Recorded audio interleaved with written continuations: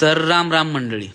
त्याचं काय, आपल्या पायात बहुर आहे, आपण असंच फिरताव म्हणून बासरवून निघालेली गाडी माहूरगडाकडे वळवली. सकाळी घरातून लवकर निघालो होतो आणि दुपारची वेळ झाली होती, त्याच्यामुळं लई भूक लागली होती. मग रस्त्याच्या बाजूला दिसणाऱ्या मंदिरावर आलो आणि घरून आणलेल्या चपात्या भाजी पोटभर जेवलो आणि रोडवर लावलेल्या गाडीत सगळं सामान नेऊन ठेवलो आणि परत माहूरगडाच्या दिशेनं प्रवासाला सुरुवात केलो. थोडा वेळ असाच प्रवास करून आम्ही पोहोचलो माहूरगड येथे रेणुका मातेच्या मंदिरासमोर.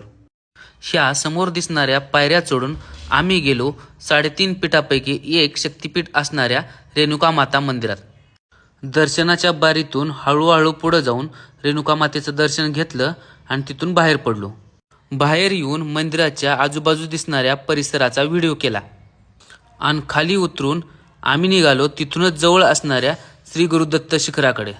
गाडी मंदिरापर्यंत जात असल्यामुळं वरच घेऊन गेलो आणि तिथंच लावून दत्तगुरूच्या दर्शनाला गेलो. ह्या दिसणाऱ्या दारातून मध्ये गेलो तर मंदिरामध्ये काही महिला मंडळ दत्तगुरूचं भजन करत होत्या. तिथून बाजूच्या रांगेतून जाऊन दत्तगुरूचं दर्शन घेतलं आणि तिथून निघालो अनुसया मातेच्या शिखराकडे. रस्त्याच्या दोन्ही साईडला ही वानरसेना धुमाकूळ घालत होती.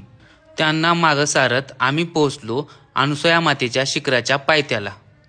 ह्या समोर दिसणाऱ्या शिखराच्या पायऱ्या चढून आम्ही पोहोचलो अनुसया मातेच्या मंदिर परिसरामध्ये. तिथून पुढे जात जात मंदिर परिसराचा तसेच दर्शनाला आलेल्या लोकांचा व्हिडिओ रेकॉर्ड केला आणि ह्या दिसणाऱ्या दारातून मध्ये जाऊन अनुसया मातेचं दर्शन घेतलं. दर्शन करून झाल्यावर शिखराच्या सगळ्या पायऱ्या उतरून आम्ही निघालो शिखराच्या पायथ्याला लावलेल्या गाडीकडं. दिवसभर गाडीत बसून खांद्यावर बसून चिकू कटाळलेलं होतं म्हणून त्याला खाली सोडलं तर इकडं तिकडं पळत सुटलं.